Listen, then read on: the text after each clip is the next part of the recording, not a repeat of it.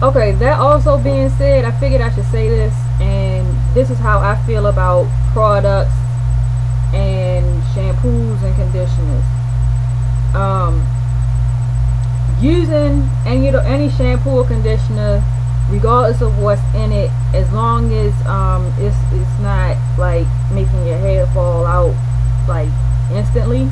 I would say that over time your hair itself, unless it's just being totally damaged out of proportion, probably can handle whatever type of El Cheapo, El Expenso, multiple chemicals in it you can't pronounce in it, shampoos and conditioners, and be just fine over time. But for me, I don't really like the idea of putting something on my hair and my scalp is that I know in its raw form would not be good for me. I'm trying to explain it in a way.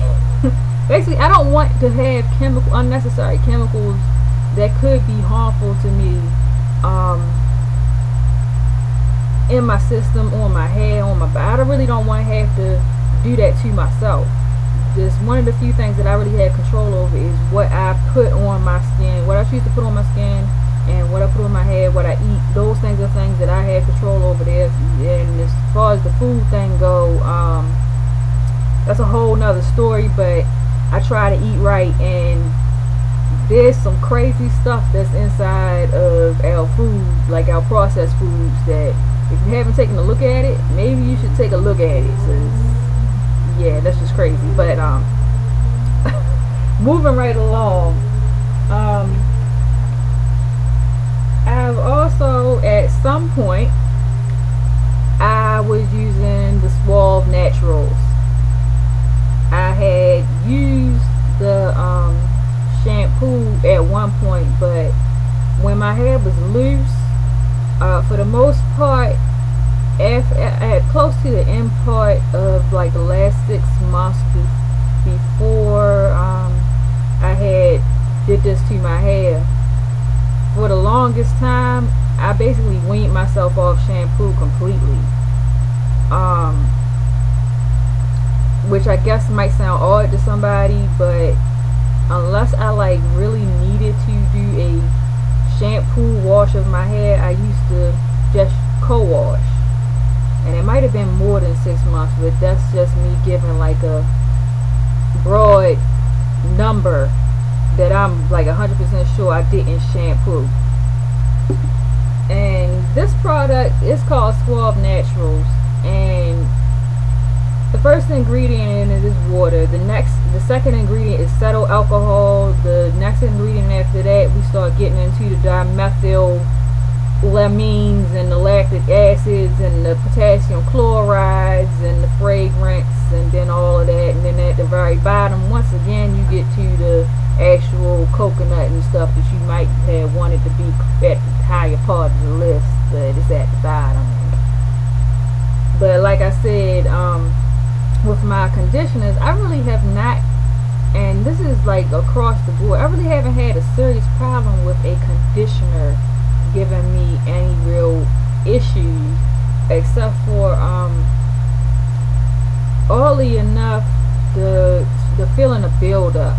But I think that with conditioners, and somebody can give me, if they listen to this and they're an expert, they can give me some more insight into this. But I honestly, with conditioners, I thought they were really meant to leave stuff behind, or else how else would you be getting the conditioning effect? But don't quote me on none of that. This is me talking.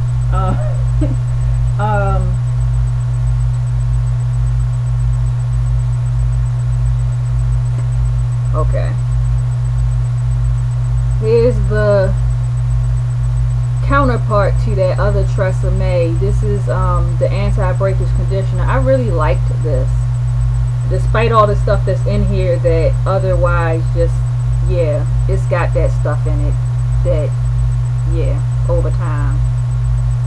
But it really did feel nice on the hair. The hair didn't have the weird feeling after I used it. It lessened that feeling by using the conditioner. But That's what any conditioner would do, including the Suave Naturals El Cheapo. And hopefully nobody will get mad at me about that. I call stuff that is not really that expensive El Cheapo. Not because I think there's a problem with it not costing that much, it's because I like those type of things. I am not trying to spend an arm and a leg for some shampoo or conditioner when one that I can get for $1 or 80 something cents does the same job as one that costs 20 something dollars. And y'all know what I'm talking about because you've been in the store and you've seen some stuff that costs some crazy amounts, and if you look at the ingredients, they're about the same as some other products that cost less. But that's neither here nor there. Now we're going to move into the stuff that I actually use on my hair now. When I first started this journey, this was like the staple product. This was like my holy grail, so to speak. This was like the thing that I was going to get my hair clean. And it comes in all different types of fragrances. And if you don't recognize the bottle, it is the Dr. Bronnick's Magic Soaps. This is the liquid peppermint one. It's the pure Castile soap made with organic oils, blah blah blah. You can look at it, you can look it up. Something that's actually a side note, interesting. Have you ever actually read some of the stuff that's on this bottle? Have you actually read it? If not, just when you're in the store, pick it up and start reading some of the stuff that's on this bottle. Okay, moving along. This stuff I diluted, and there have been videos talking about the pH monster, the pH balance monster, blah blah blah. That all being said, this stuff worked on my hair. This stuff worked on my hair, and it didn't leave my hair with that weird, I guess the best way to say, residuey, stripping feeling. For me, this worked. I didn't have any problems with this. This is like my go-to. And this one, I've done 2 different reviews on it. The first one was when I was earlier on in my journey, and this stuff, I don't know what the deal was, but it just wasn't popping for me. The ingredients in here are wonderful. And if you go back to one of my earlier videos, I actually say all of the ingredients that are in here. But the ingredients on this are amazing. It smells wonderful, and I actually grew to love it after my hair actually started to go into the locking process further and was not unraveling and whatnot. This actually works wonderful. Now between the two, the Dr. Bronze and this one, I really can't pick a favorite because I like both. But if I was to really say the deciding factor at the stage that my hair was when I was in the early stages, I was about to not use this anymore because for whatever reason it frizzed my hair out.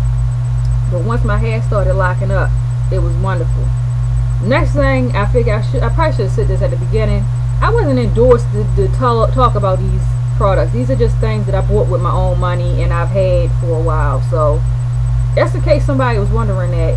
No, that ain't the case. I'm just doing this because the person asked about it, and I figured I would put it in a video so that I wouldn't have to keep repeating myself. I don't mind answering the questions over and over again, but I figured this might be helpful to put it all in one place like that. As far as conditioners, as silly as this is, I just use my coconut oil, and let me go grab it real quick. I've showed it in the past, but this is the coconut oil that I use.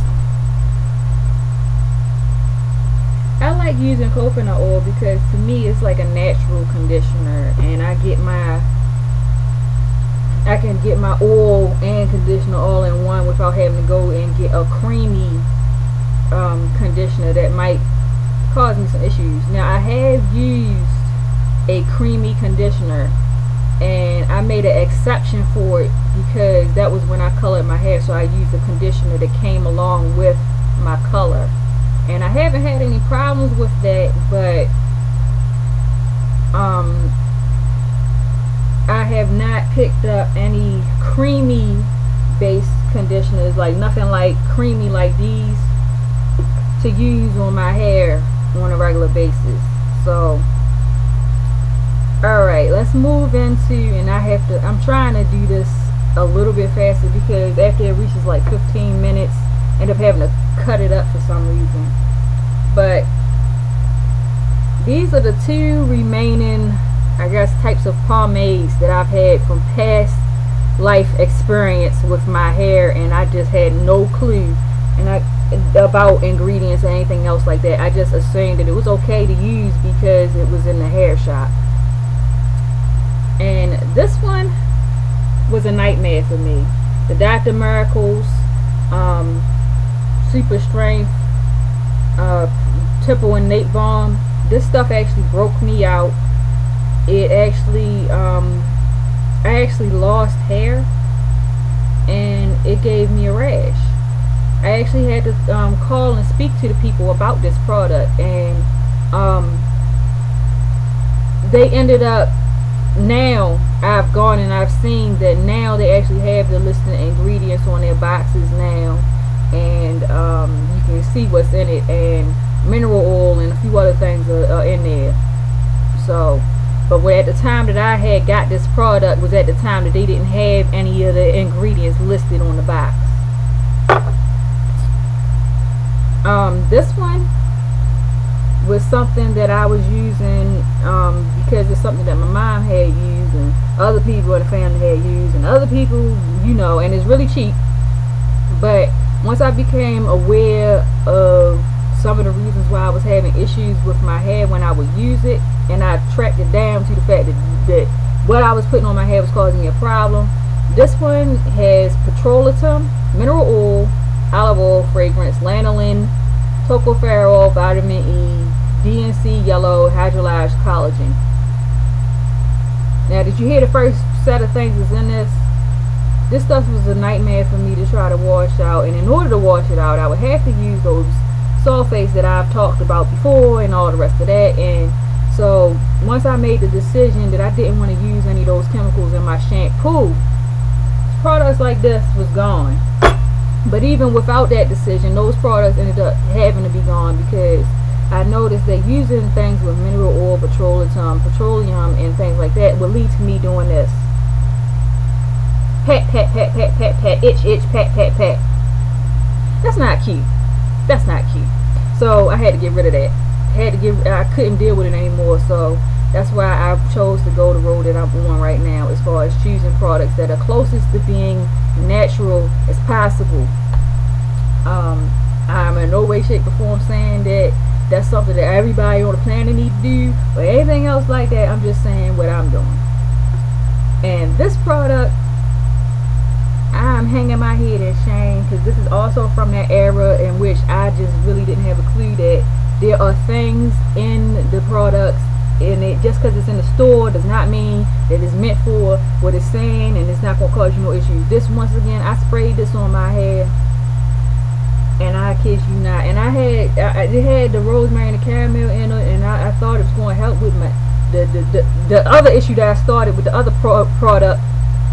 So I sprayed this on my hair, and my hair started itching so horrible. And then now that I'm looking back on it, I'm looking at the ingredients: mineral oil blended with chamomile extract and rosemary extract, isobutane, hydrolyzed polysorbutane, and propane, C12, 215 alkaline benzoate, and fragrances. And it has a warning label about being flammable. I'm like, no duh, it's got propane.